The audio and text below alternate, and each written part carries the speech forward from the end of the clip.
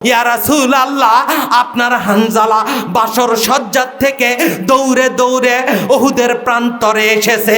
ইয়া নবী আল্লাহ, নবী গো, আপনার হানজালা তো পবিত্র হওয়ার সুযোগ পায় নাই, ওই অবস্থায় আপনার হানজালা চলে এসেছে। আমার রাসূল চোখের পানি ছেড়ে দিয়া আমার রাসূল বলে, হানজালা রে, তুই আমারে এত ভালোবাসি, তোর অন্তরে আমি রাসূলের এত ভালোবাসা, আমি রাসূলের এত প্রেম আমি তো আগে জানি নাই। হানজালা, তুই তো আমারে বলেছিলি ইয়া রাসূলুল্লাহ, আমি উহুদের ময়দানে না যে বাড়িতে থাকতে পারবো না। আমার রাসূলের সাহাবী হযরত হানজালা ওই দিন বাসর সজ্জায় ছিল। তিনি যখন বাসর সজ্জায়, কে যেন মসজিদে নববীতে ঘোষণা করছে, হাইয়া আলাল জিহাদ, হাইয়া আলাল জিহাদ। জিহাদ শুরু হয়েছে উহুদে, ওরা মুহাম্মদ বিন আব্দুল্লাহকে হত্যা করে ফেলেছে। এই সংবাদ শোনার সাথে সাথে ওই সময় হানজালা নিজের স্ত্রীর কাছ থেকে দৌড়ে বের হয়ে স্ত্রীকে বলে, দাও দাও, আমাকে একটা তরবারি দাও, আমার রাসূলকে নাকি কাফেররা হত্যা করেছে। যদি এটাই সত্য হয়, কার পিছনে নামাজ পড়ব মসজিদে নববীতে? আমরা কার পিছনে ইক্তেদা করব? আখিরি জামানার পয়গম্বর যদি মদিনাতে বেঁচে না থাকে, আমি হানজালাও মদিনাতে বাঁচবো না। এই কথা বলে হানজালা তরবারি নিয়ে গেল। স্ত্রী তার শরীরের কাপড় ধরে বলে, আপনি তো অপবিত্র অবস্থায় কেন দৌড়ে পালান? হানজালা বলে, আমার স্ত্রী রে, তুমি জেনে রাখো, তুমি জেনে রাখো, তুমি যদি সতী সাধ্বী মেয়ে হও, আমার আল্লাহ শাহাদতের কাতারে কাল কিয়ামতে আমরা রক্তাক্ত শরীর নিয়ে দাঁড়িয়ে যাব। যেই জমিনে আমার রাসূল বেঁচে থাকবে না, ওই জমিনে আমি হানজালাও বেঁচে থাকতে চাই না। আমি আমার রাসূলকে নিজের আত্মার চাইতে ভালোবাসি, আমি আমার রাসূলকে নিজের কলিজার চাইতেও ভালোবাসি। হানজালার কথা শুনে তিনি আর তাকে বারণ করলেন না। হযরত হানজালা যুদ্ধের ময়দানে গেল, যুদ্ধ পরিসমাপ্তি হয় নাই। হানজালাও যুদ্ধ করতে করতে এক পাষণ্ড হানজালার শরীরে আঘাত করেছে। হানজালার মাথাটা শরীর থেকে পড়ে গেল। একজন দুইজন নয়, প্রায় 70 জন সাহাবী শাহাদাত বরণ করেছিল উহুদের ময়দানে। হানজালাও শাহাদাত বরণ করলেন। আমার রাসূল জমিনে পড়ে গেছে গর্তের মধ্যে। ওই যে আবু আমের ফাসেক, সে গর্ত করেছিল উহুদের ময়দানে, আল্লাহ রাসূল গর্তের মধ্যে পড়ে গেলেন। আমার ভাইরা, আমার রাসূলকে সাহাবায়ে কেরাম কতটা ভালোবাসে। আমরা আমাদের সন্তানদেরকে যে ভালোবাসি, সাহাবায়ে কেরাম তার চাইতে অনেক বেশি আমার রাসূলকে ভালোবাসে। আমার রানীপাড়া এলাকার ভাইয়েরা বোনেরা, আমার মায়েরা বোনেরা, আজকে এরকম আল্লাহ রাসূলের সাহাবার মতো আশেকে রাসূল তৈরি করা বড় প্রয়োজন। যেমন প্যালেস্টাইনের মায়েরা নিজেদের সন্তানকে তৈরি করে ছোট্টবেলায় বলে, বাবা ওই যে বাইতুল আকসা দেখো, আমাদের প্রথম কেবলা। ইসরায়েল ইহুদি দখলদারেরা ওই বাইতুল আকসা দখল করে নিয়েছে, তোমরা বড় হও বাবা, তোমরা এই বাইতুল আকসা ইহুদিদের দখলদারের হাত থেকে মুসলমানদেরকে ফিরিয়ে দিও। মুসলমানদের তৃতীয় ইবাদতগার, যেখানে আল্লাহ রাসূল বলেছে এক রাকাতে 1000 রাকাতের সওয়াব হয়, সুবহানাল্লাহি ওয়া বিহামদিহি। তেমনি আজকে বাংলার মা বোনদের কোলে ওই রকম মুজাহিদ সন্তানের প্রয়োজন। যদি আল্লাহর রাসূলের আশেক সন্তানেরা বাংলার জমিনে তৈরি হয়, আশা করছি আমার রাসূলের গোস্তাকি করার সাহস বাংলার জমিনে কেউ পাবে না। আমার রাসূলকে কটূক্তি করার বাংলার জমিনে একজন জাহেল আল্লাহর জমিনে পয়দা হবে না। চিৎকার করে বলুন ঠিক কি না? আমার রাসূল, আমার রাসূলকে কেউ কটূক্তি করতে পারবে না। কোরআনের বিরুদ্ধে, আমার রাসূলের আশেকদের বিরুদ্ধে, আমার রাসূলের শান আর মানের বিরুদ্ধে যদি কেউ কথা বলে, আমরা তাদেরকে ছেড়ে দিতে পারি না। কোন মুমিন যদি তাদের বিরুদ্ধে না দাঁড়ায়, তার ঈমান থাকবে না। আর যার ঈমান থাকবে না, সে বেঈমান হিসেবে কবরে যাবে, তার হাসর নাসর। আমার রাসূল বলেছে সহিহ মুসলিমের 2639 40 নম্বর দুইটা হাদিস, 40 নম্বর হাদিসে আমার রাসূল বলেছে, আল মারউ মা মান আহাব্বা, দুনিয়াতে যে যার প্রশংসা করবে, দুনিয়াতে যে যার ইতাআত করবে, দুনিয়াতে যে যার দল করবে, মান তাশাব্বাহা বিকওমিন ফাহুয়া মিনহু, যে দুনিয়াতে যে আদর্শ মানবে, আল্লাহর রাসূল বলেছে কাল কিয়ামতে তার সঙ্গে তার হাসর নাসর হবে। দুনিয়াতে যদি কেউ আবু জেহেলের এজেন্ডা বাস্তবায়ন করে, তার হাসর নাসর হবে আবু জেহেলের সঙ্গে। দুনিয়াতে কেউ উদ্বার এজেন্ডা বাস্তবায়ন করে, তার হাসর নাসর হবে তাদের সঙ্গে। দুনিয়াতে যারা ইহুদিদের আদর্শ, ইহুদিদের আদর্শ গ্রহণ করে, দুনিয়াতে যারা বাংলাদেশে ইহুদি কালচারাল চালু করতে চায়, ওদের হাসর নাসর হবে ইহুদিদের সঙ্গে। সুতরাং আমি আপনাদেরকে এই কোরআনের মাহফিল থেকে এইটাই জানাইতে চাই, যারা আল্লাহ এবং রাসূলের বিরুদ্ধে দাঁড়িয়েছ, সতর্ক হয়ে যাও। শতকরা 90 জন মুসলমান, শাহজালালের বাংলাদেশ, শাহ মখদুমের বাংলাদেশ, তোমাদেরকে শতকরা 90 জন মুসলমান ছেড়ে কথা বলবে না। নিঃসন্দেহে তোমাদেরকে অবশ্যই জনগণের কাঠগড়ায় দাঁড়াতে হবে, আবার আল্লাহর কাঠগড়াতেও দাঁড়াতে হবে। সুতরাং আকাফুল্লাহ, আল্লাহকে ভয় করো, ইত্তাকুল্লাহ, আল্লাহকে ভয় করো। আল্লাহ তোমাদেরকে, আল্লাহ বলেছেন ইন্নাল্লাহা লা ইয়াহদিল কওমাজ জালিমিন, আল্লাহ কখনো জালিমদেরকে হেদায়েত দেন না। আমার ভাইরা, বিশ্বনবী ওই যে উহুদের প্রান্তরে আল্লাহ রাসূল আক্রান্ত হলেন, হযরত হানজালা আসলো, শাহাদত বরণ করেছে। ওই যে কাফেররা পরাজিত হয়ে গেল, এটা পূর্ণ বিজয় উহুদের ময়দানে হয়েছে। ইতিহাস, কোরআন হাদিসের ইতিহাসে পূর্ণভাবে পাওয়া যায় না, কিন্তু মুসলমানেরা মোটামুটি বিজয় অর্জন করলো ওই উহুদের প্রান্তরে। বিশ্বনবী উহুদের ওই পাহাড়ের ওপরে যখন বসলেন, আমার রাসূল সাল্লাল্লাহু আলাইহি সাল্লাম পাহাড়ের ওপরে বসার পরে বিশ্বনবীর শরীরটা বড় রক্তাক্ত হয়েছে। বিশ্বনবী যখন দেখলেন ওই কাফেররা সরে চলে গেল, আমার রাসূল বললেন কে কে শাহাদত বরণ করেছে, সাহাবাই কেরাম খোঁজ নাও। আমার রাসূল বললেন কোন কোন সাহাবী আমার নাই। একজন সাহাবী এসে বলল, ইয়া রাসূলুল্লাহ, ইয়া হাবিবাল্লাহ, আপনার মুসআব ইবনে উমাইর দুনিয়া থেকে শাহাদতের পেয়ালা পান করেছে। আমার রাসূল চোখের পানি ফেলে মুসআব ইবনে উমাইরের জন্য দোয়া করলেন। হযরত মালিক ইবনে মানানা শাহাদত বরণ করেছে, একের পর এক দোয়া করলেন। যখন বিশ্বনবী তার চাচা আমির হামজার কথা শুনেছে, আমার রাসূল হামজা রাদিয়াল্লাহু তাআলা আনহুর কথা শুনেছেন, আমার রাসূল শুনতে পেলেন আবু সুফিয়ানের স্ত্রী হিন্দা, যেই মিয়াটা পরবর্তীতে ইসলাম কবুল করেছিল, ওই হিন্দা আল্লাহর রাসূলের কলিজার টুকরা চাচা, যার চেহারা আল্লাহ রাসূলের আব্বা আব্দুল্লাহ ইবনে আব্দুল মুত্তালিবের মতো, আমার রাসূলের বাবার চেহারার মতো। হামজা রাদিয়াল্লাহু তাআলা আনহুকে আল্লাহ রাসূল বাবার আসনে বসাইতেন, অত্যন্ত ভালোবাসতেন।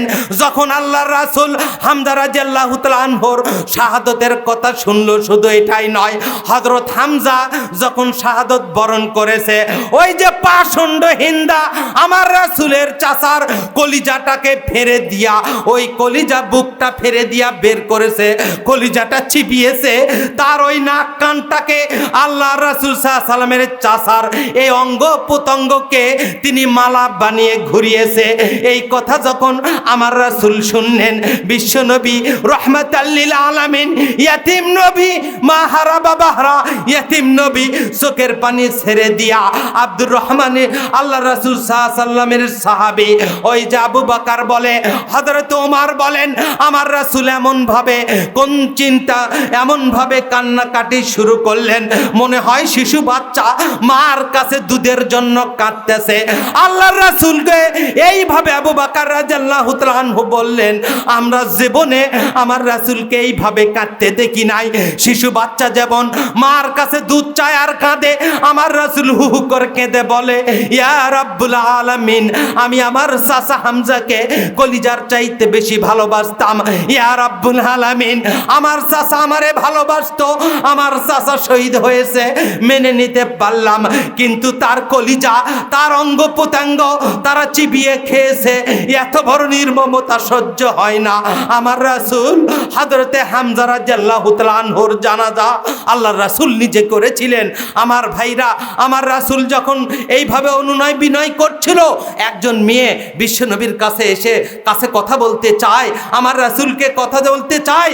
সাহাবায়ে কেরাম বলে, রাসূল বড় অসুস্থ, তার সঙ্গে কথা বলতে যাবে না। আমার রাসূল সাল্লাল্লাহু আলাইহি ওয়াসাল্লাম বললেন, কে আমার কাছে আসার জন্য এত অনুনয় বিনয় করে? সাহাবায়ে কেরাম আমাকে বলো।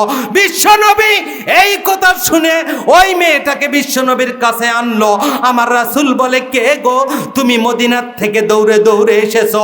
ওই মেয়েটা বলে, ইয়া রাসূলুল্লাহ, আপনি দুনিয়াতে বেঁচে নাই, মদিনাতে সংবাদ দিয়েছে কদ কুতিলা মুহাম্মদ, মুহাম্মদকে হত্যা করেছে, মুহাম্মদ বিন আব্দুল্লাহকে, আমার আখির জামানার পয়গম্বরকে হত্যা করেছে। এই সংবাদ মদিনাতে যাবার পরে মদিনার আবাল বৃদ্ধ বনিতা সকলে দৌড়ে দৌড়ে আজকে উহুদের প্রান্তরে এসেছে। সকলে বলে, আখির জামানার পয়গম্বর মাহারা ইয়েতিম নবী যদি দুনিয়াতে বেঁচে না থাকে, আমরা আর কার কাছে মসজিদে নববীতে ইমামতিতে নামাজ পড়ব? আখির জামানার পয়গম্বর নবী কুল সম্রাট দুনিয়াতে যদি বেঁচে না থাকে, আমরা কেমনে মদিনাতে থাকবো? যার চেহারা দেখলে আমরা ক্ষুধার জ্বালা ভুলে যাই, যেই নবীর চেহারা দেখলে আমরা জীবনের কষ্ট ক্লেশ ভুলে যাই, যেই রাসূলের চেহারা দেখলে আমাদের জীবনের সবচেয়ে বেশি আনন্দ পাই, ওই রাসূলকে কোন পাষণ্ড আক্রমণ করেছে? ইয়া রাসূলুল্লাহ, আপনি গত 2 দিন আগে, 1 দিন আগে আমাদের বিবাহ পড়িয়েছিলেন। আপনার আদরের সাহাবী হানজালা যখনই শুনেছে আপনি উহুদের প্রান্তরে আক্রান্ত, ইয়া রাসূলুল্লাহ, আপনার হানজালা বাসর সজ্জা থেকে দৌড়ে দৌড়ে উহুদের প্রান্তরে এসেছে। ইয়া নবী আল্লাহ, নবী গো, আপনার হানজালা তো পবিত্র হওয়ার সুযোগ পায় নাই, ওই অবস্থায় আপনার হানজালা চলে এসেছে। আমার রাসূল চোখের পানি ছেড়ে দিয়া আমার রাসূল বলে, হানজালা রে, তুই আমারে এত ভালোবাসি, তোর অন্তরে আমি রাসূলের এত ভালোবাসা, আমি রাসূলের এত প্রেম আমি তো আগে জানি নাই। হানজালা, তুই তো আমারে বলেছিলি, ইয়া রাসূলুল্লাহ, আমি উহুদের ময়দানে না যে বাড়িতে থাকতে পারবো না। আমি তোরে বলেছিলাম, তোর আজকে বিবাহের দিন, আমি যদি তোরে উহুদের প্রান্তরে নিয়ে যাই রে হানজালা, তুই কি নালিশ করবে? কাল কিয়ামতের কঠিন দিনে আমার আল্লাহ আমারে জিজ্ঞাসা করবে, আমার হানজালা বিবাহের প্রথম দিনে কেমনে উহুদের ময়দানে গেল, আমি আল্লাহর কাছে কি জবাব দেব বলে আমি হানজালাকে রেখে এসেছিলাম। আমার হানজালা আমি রাসূলকে এত ভালোবাসে, আমি রাসূলকে এত মহব্বত করে, হানজালার কলিজা জুড়ে আমি রাসূলের মহব্বত। স্ত্রী বলে, আপনার হানজালা অপবিত্র অবস্থায় বাসর সজ্জা থেকে দৌড়ে এসেছে, হয়তো তিনি শাহাদত বরণ করেছে। আমার রাসূল বললেন, বুখারীর বর্ণনায় এসেছে, আল্লাহ রাসূল বললেন, ও সাহাবা জাবের, তোমরা যে খোঁজো আমার হানজালার লাশটা কোথায়? আমার আল্লাহ বলেছেন, ইন্নাল্লাহ হাসতারা মিনাল মুমিনিনা আনফুসাহুম ওয়া আমওয়ালাহুম বিআন্না লাহুমুল জান্নাত। আল্লাহ জান আর মালকে বিক্রি করে দিয়ে আল্লাহকে জান আর মালকে নিয়েছেন, বিনিময়ে তাদেরকে জান্নাত দিয়েছেন। আবার আমার আল্লাহ বলেন, ওয়ালা তাকুলু লিমান ইউকতালু ফি সাবিলিল্লাহি আমওয়াত বাল আহইয়াউ ওয়ালাকিন লা তাশউরুন। যারা আমার জন্য জীবন দেয়, আমি আল্লাহর জন্য যারা নিজের রক্তকে ওয়াকফ করে শাহাদাতের নজরানা পেশ করে, শাহাদাতের পিয়ালা পান করে, তোমরা তাদেরকে মৃত বলো না। আমার আল্লাহ অনেক অপর আয়াতে বলেন, ওয়ালা তাহজাবান্নাল্লাযিনা কুতিলু ফি সাবিলিল্লাহি আমওয়াত বাল আহইয়াউ ইনদা রাব্বিহিম ইরযাকুন। আমার আল্লাহ বলে, যারা আমার জন্য নিজের তাজা রক্তকে শাহাদাত বরণ করে, তাজা রক্তকে ঢেলে দিয়া আল্লাহর জমিনে শাহাদাতের পেয়ালা পান করে। ও দুনিয়ার মানুষ জেনে রাখো, তোমরা তাদেরকে মৃত মনে করো না, আমি আল্লাহ ওদেরকে কবরের মধ্যে রিজেক্ট দিয়ে দেই। আমার রাসূল বলে যাও যাও আমার হানজালার লাশটা খুঁজে দেখো। হানজালা রাদিয়াল্লাহু তাআলা আনহুর লাশটা সাহাবায়ে কেরাম খুঁজে পায় না। আমার আল্লাহর আরশে আজিম থেকে জিবরিল আমিনকে পাঠায়, জিবরিল যাও যাও আমার রাসূলকে সুসংবাদ দাও, আমার রাসূলকে সুসংবাদ দাও, ওই হানজালাকে আমি আল্লাহ রাব্বুল আলামিন প্রথম আসমানে উঠিয়ে নিয়েছি, ফেরেশতাদেরকে জান্নাতের পানি দিয়া, কাউসারের পানি দিয়া আমি হানজালারে গোসল করাইছি। আমি হানজালারে আমি এত ভালোবাসি, আমার রাসূলকে জিবরিল আমিন সংবাদ দিয়ে দাও। আল্লাহর রাসূল দেখলেন, সাহাবায়ে কেরাম দেখলেন, উহুদের প্রান্তরে 700 সাহাবী উপস্থিত ছিল, সকলে দেখেছে, মদিনার আবাল বৃদ্ধ বনিতা দেখেছে হযরত হানজালা মনে হলো কেবলই তাকে কে যেন ফরজ গোসল করিয়েছে, তার শরীর থেকে টপ টপ করে পানি পড়ছে। সাহাবায়ে কেরাম কেঁদে কেঁদে বলল, আজকে হানজালা বড় সফল, আজকে হানজালা বড় সফল, আমার রাসূলকে বেশি ভালোবেসেছে, এমন ভালোবাসা দেখিয়েছে। হানজালাকে আমার রাসূল বলেছে, হানজালা তুমি জান্নাতি। আর ওই স্ত্রী আল্লাহ রাসূলকে হানজালার স্ত্রী বলল, ইয়া রাসূলুল্লাহ, ইয়া হাবিবাল্লাহ, আমার স্বামীর কি গোসল হয়েছে কিনা? আমার রাসূল বলেছে, তোমার স্বামীর গোসল দুনিয়াতে কেউ করাই নাই, আমার আল্লাহ জান্নাতের হুর দিয়া তোমার স্বামীর গোসল করিয়েছে, এই জন্য তোমার স্বামীর নাম হলো রাসূলুল মালাইকা।